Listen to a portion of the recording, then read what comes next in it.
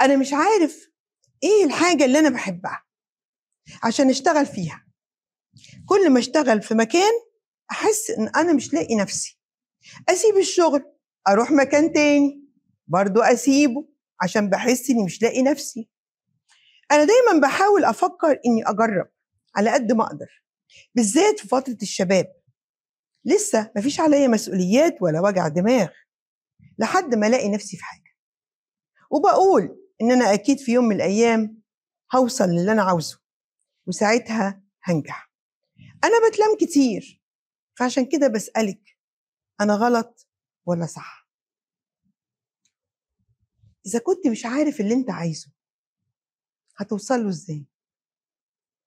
هو في حد بيوصل عنوان ومعوش العنوان؟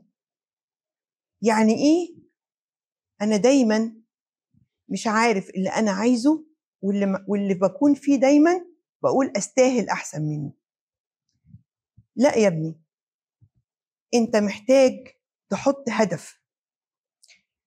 الطريق دايما عشان يبدأ بينتهي من الآخر. أنا هدفي إيه؟ هدفي أنجح. اشتغلت وظيفة مش عجباني ما بسيبهاش، بكمل فيها لغاية ما رزقي واسمتي ونصيبي تديني باب تاني أروحه. مين بدأ في وظيفة ونجح وفضل فيها العمر كله؟ في طريق ربنا بيرسمه لنا، بس لازم عشان يكرمنا فيه نسعى.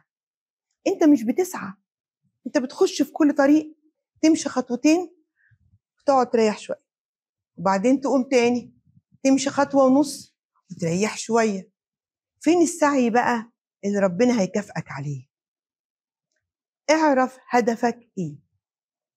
لو عرفت هدفك ايه وسعيت واشتغلت على قد تعبك هيجيلك، حتى لو مش في نفس المجال اللي انت فيه.